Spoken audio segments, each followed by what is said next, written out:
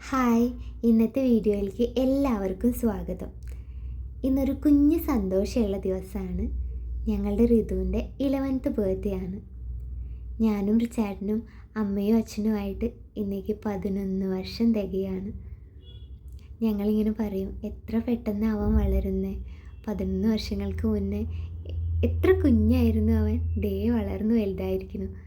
അല്ലെങ്കിലും അച്ഛനമ്മമാർക്ക് മക്കളുടെ വളർച്ച പെട്ടെന്ന് അങ്ങോട്ട് ഉൾക്കൊള്ളാൻ പറ്റില്ല. പക്ഷെ അവരുടെ ഓരോ വളർച്ചയും നമുക്ക് സന്തോഷം തരുന്നതാണ്. അങ്ങനെ ഇന്നത്തെ സന്തോഷ ദിവസം നമ്മൾ കേക്കൊക്കെ കട്ട് ചെയ്ത് ആഘോഷിച്ചു.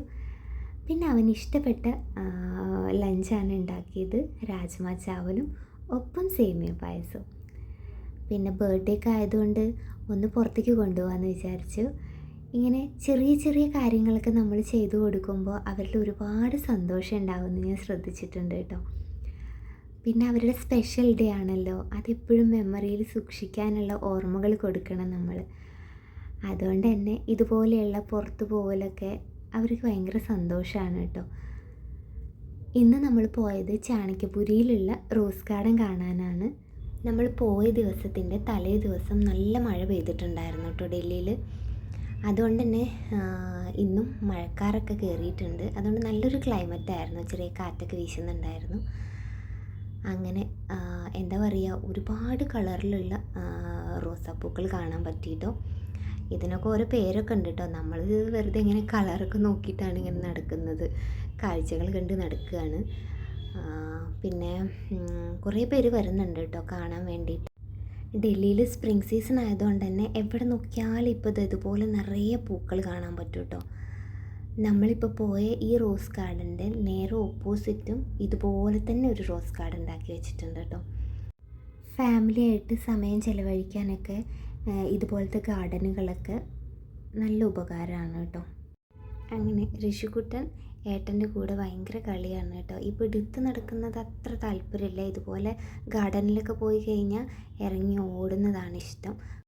കുറച്ചധികം നേരം തന്നെ നമ്മൾ സമയം ചിലവഴിച്ചു അവിടെ. നല്ലൊരു ഈവനിങ് ആയിരുന്നു. അതിനുശേഷം കുറച്ച് മുന്തിരിയൊക്കെ കൊണ്ടുപോയിട്ടുണ്ടായിരുന്നു കേട്ടോ. അപ്പോൾ അതൊക്കെ അവിടെ ഇരുന്നിട്ട് കുട്ടികൾ കഴിച്ചു.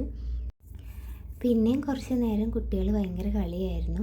അതൊക്കെ കഴിഞ്ഞ് തിരിച്ച് വീട്ടിലോട്ട് പോകുന്ന വഴിയിൽ നമ്മൾ നമ്മുടെ അയ്യപ്പൻ അമ്പലത്തേക്ക് കയറി. കാബൂൾ ലൈനിലുള്ള അയ്യപ്പൻ അമ്പലത്തേക്കാണ് പോയത്. ഇവിടെ എങ്ങനെയെന്ന് വെച്ചിട്ടുണ്ടെങ്കിൽ ഹിന്ദിക്കാരുടെ അമ്പലവും മലയാളികളുടെ അമ്പലവും ഒരു ബിൽഡിങ്ങിലാണ്. അതുകൊണ്ട് പോയി കഴിഞ്ഞാൽ നമുക്ക് രണ്ടിടത്തും കയറി തൊഴുക. എത്തിയ സമയം ദീപാരാധന സമയമായിരുന്നു. ആ സമയത്ത് അമ്പലത്തിൽ പോയി പ്രാർത്ഥിക്കുമ്പോൾ ഒരു പ്രത്യേക ഒരു ഇഷ്ടമാണ് കേട്ടോ. അങ്ങനെ അർച്ചനയ്ക്ക് കൊടുത്തിട്ടുണ്ടായിരുന്നു. അർച്ചനേൻ്റെ പ്രസാദം വാങ്ങിക്കാൻ വേണ്ടിയിട്ട് നമ്മൾ കുറച്ച് നേരം അവിടെ വെയിറ്റ് ചെയ്തു. പ്രസാദമൊക്കെ വാങ്ങിച്ചതിന് ശേഷം നമ്മൾ തിരിച്ച് വീട്ടിലോട്ട് പോയി. എൻ്റെ വീഡിയോ ആദ്യമായി കാണുന്നവരാണെങ്കിൽ ഒന്ന് സബ്സ്ക്രൈബ് ചെയ്യണേ. വീഡിയോ ഇഷ്ടപ്പെടുകയാണെങ്കിൽ ലൈക്ക് ചെയ്യാനും ഷെയർ ചെയ്യാനും മറക്കരുതേ.